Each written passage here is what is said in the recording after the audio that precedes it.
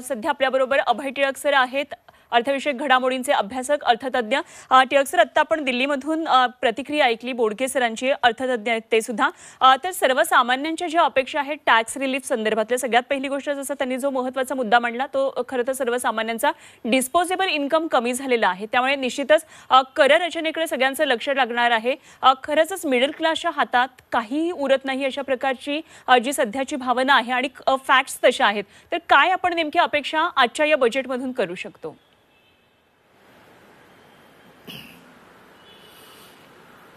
मला असं वाटतं की सर्वसामान्यांच्या आणि प्रामुख्याने नोकरदारांच्या अपेक्षा कर सवलत मिळावी, करामध्ये वजावट अधिक मिळावी, करमुक्त उत्पन्नाची मर्यादा ही उंच व्हावी, ही असणं अत्यंत स्वाभाविक आहे, त्याच्याबद्दल काही दुमत नाही। मात्र आपण हेही लक्षात ठेवलं पाहिजे की याचा व्यापक अर्थकारणावरती जो परिणाम होतो तोही शासनाला कुठेतरी लक्षावर ठेवायला लागतो। मुळामध्ये आपल्याकडे आपल्या अर्थव्यवस्थेमधल्या रोजगाराची जडणघडण अशी आहे की ज्याला आम्ही संघटित क्षेत्रामधला रोजगार म्हणतो हा जेमतेम 20% आहे।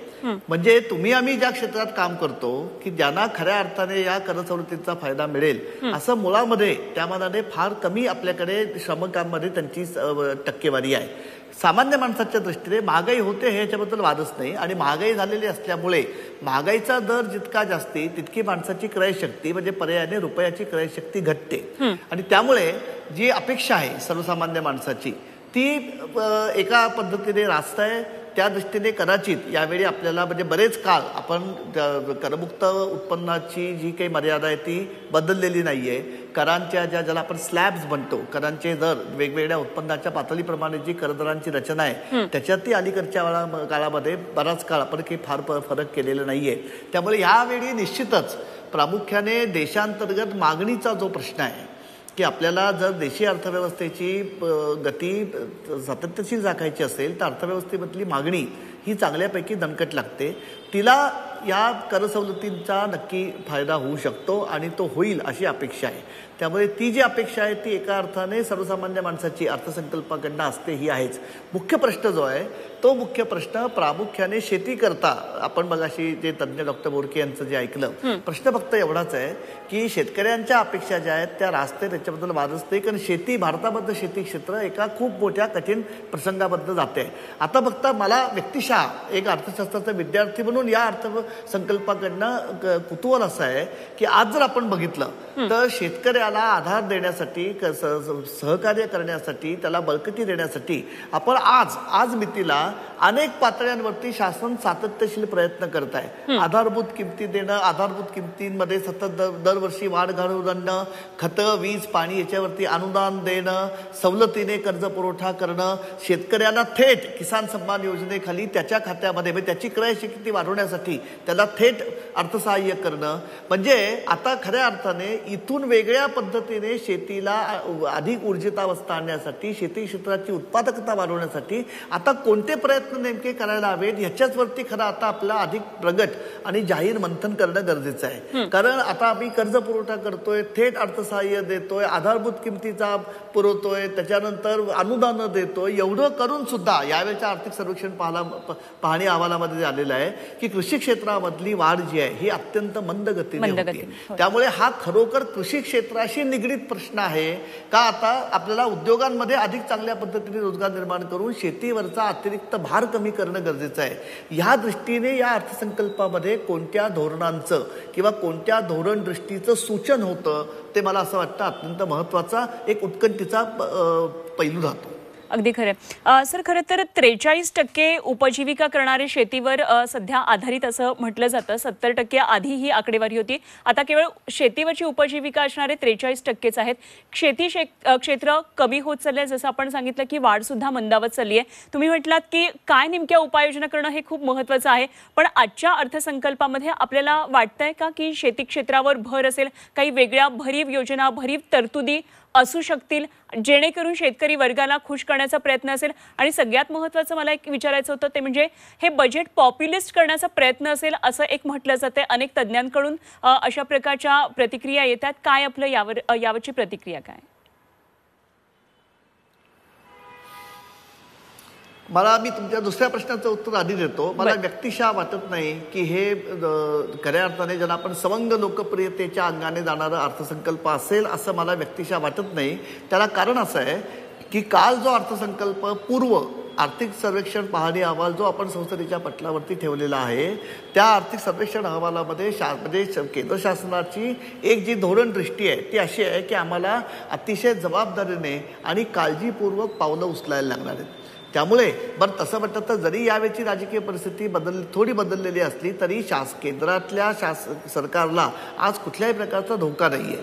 त्यामुळे कोणत्याही प्रकारची सवंग लोकप्रियता तात्कालिक लाभासाठी पत्रामध्ये पाडून घेणाऱ्या घोषणा सरकार करणार नाही असं मला व्यक्तिशः एक नागरिक म्हणून वाटतं. दुसरा जो मुद्दा आहे तो मुद्दा जो आहे तो प्रामुख्याने शेतीमधल्या गुंतवणुकीचा आहे आणि शेतीमधल्या ज्याला आम्ही रिसर्च अँड डेव्हलपमेंट म्हणतो त्याच्यावरचा आहे.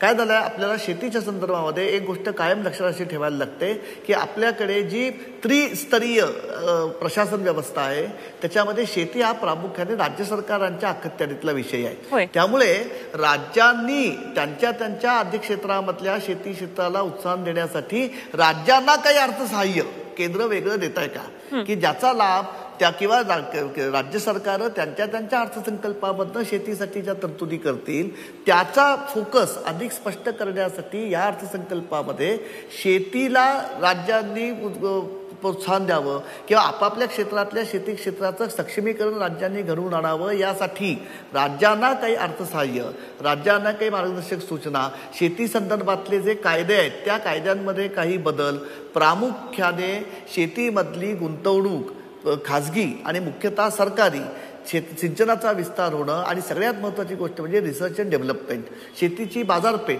ह्या गोष्टींमध्ये जे कायदे कानून आज अडथळे ठरत आहेत त्यांचा काच सैल करण्यासाठी या अर्थसंकल्पामध्ये कशा प्रकारे सूचन होतं ते मला असं वाटतं शेतीवरती त्याचा अधिक जास्ती ठोस आणि थेट परिणाम आपल्याला दिसून येईल. कारण हा प्रश्न मुख्यतः शेतीच्या उत्पादकतेशी निगडीत आहे.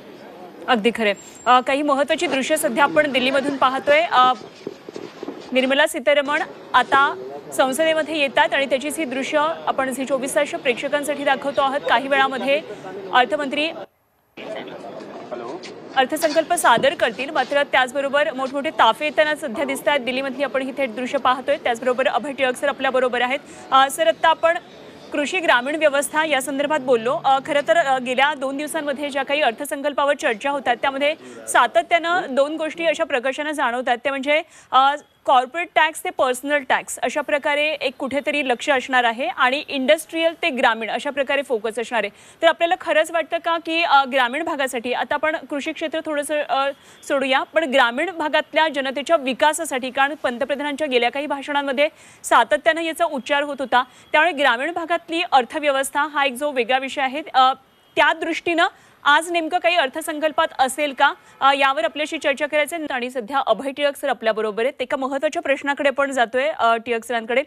सर, आपण पाहिलं की 2 राज्यांच्या आता निवडणुका होऊ घातल्यात आणि शेतीप्रधान दोन्ही राज्य आहेत, मात्र महाराष्ट्रासाठी येणाऱ्या निवडणुकांच्या आधी या बजेटमधून आपल्याला काही राज्यासाठी विशेष मिळेल का अशी एक अपेक्षा आहे. काय आपल्या या संदर्भातलं आपलं काय म्हणणं आहे यावर?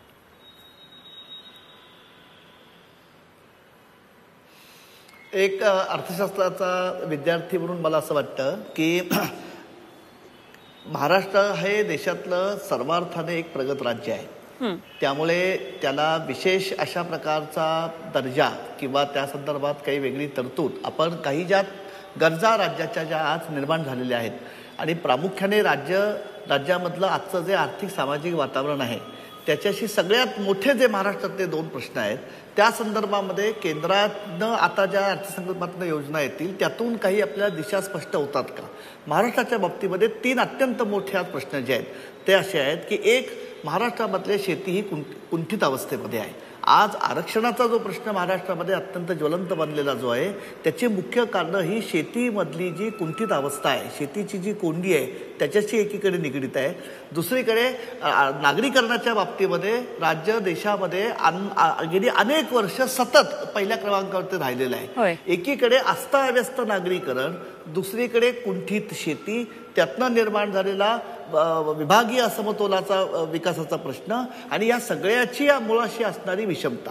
हे जे 4 मुख्य आज प्रश्न आहेत की राज्यामध्ये उद्योग आहेत, राज्यामधल्या पायाभूत सेवा सुविधांची आज एका अर्थाने कोंडी होते, त्यामुळे अनेक उद्योग हे अन्य राज्यांच्या मध्ये स्थलांतर करतायत. म्हणजे जमिनीचे प्रश्न, पायाभूत सेवा सुविधांचे प्रश्न, शेतीमधल्या रोजगाराचे प्रश्न, शेतीच्या उत्पादकतेचे प्रश्न, ही जी कोंडी आहे आज महाराष्ट्राची, इथून महाराष्ट्रामधल्या नागरीकरणाचा विस्तार अधिक म्हणजे सुसह्य पद्धतीने व्हावा, या संदर्भामध्ये नागरीकरणाच्या संदर्भामध्ये एकूण केंद्राचं धोरण काय असणार आहे की ज्याचा लाभ राज्याला मिळून राज्यामधल्या नागरिक विभागात जो असमतोल झालेला आहे तो अधिक सुसह्य कसा होईल, विकेंद्रित नागरीकरणाला कशामुळे चालना मिळेल, तोच प्रश्न या संदर्भावेळी अर्थसंकल्पामध्ये उद्योगांच्या बाबतीमध्ये काय, कारण महाराष्ट्रामधला जो प्रादेशिक असमतोलाचा प्रश्न आहे तो उद्योगांच्या केंद्रीकरणाशी स्थित झालेला आहे. त्यामुळे राज्यामधली कुंठित शेती, अस्ताव्यस्त नागरीकरण, उद्योगांचं होत असणारं विकेंद्रीकरण, या संदर्भामध्ये एकतर जी सर्वसाधारण धोरणं या अर्थसंकल्पाबद्दल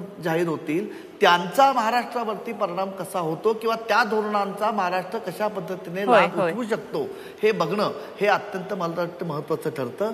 पण महाराष्ट्रासारख्या राज्याच्या समोर आज हे 4 अत्यंत महत्वाचे जटिल प्रश्न जे आहेत त्याच्या संदर्भात मी एकच मुद्दा हा मांडून थांबतो की केंद्र आणि राज्य संबंध, इथे केंद्र सरकार आणि राज्य सरकार यांच्या संदर्भात कशा पद्धतीचा सुसंवाद नांदतो आणि हे प्रश्न राज्यासमोरचे हलके करण्याच्या दृष्टीने राजकीय इच्छाशक्ती दोन्ही पातळ्यांवर कशी कार्यरत होते आणि त्याचं प्रतिबिंब आर्थिक धोरणांच्या मध्ये कसं पडतं हे मला असं वाटतं आपल्या सगळ्यांना इथून पुढच्या काळात फार बारकाईने आणि संवेदनशीलतेने म्हणूनच येणाऱ्या निवडणुकांच्या दृष्टीने सुद्धा हा अर्थसंकल्प आपल्यासाठी अत्यंत महत्त्वाचा आहे. त्यामुळे बघूया आता या अर्थसंकल्पामध्ये महाराष्ट्रासाठी काही आहे का, असे संपर्कात राहा.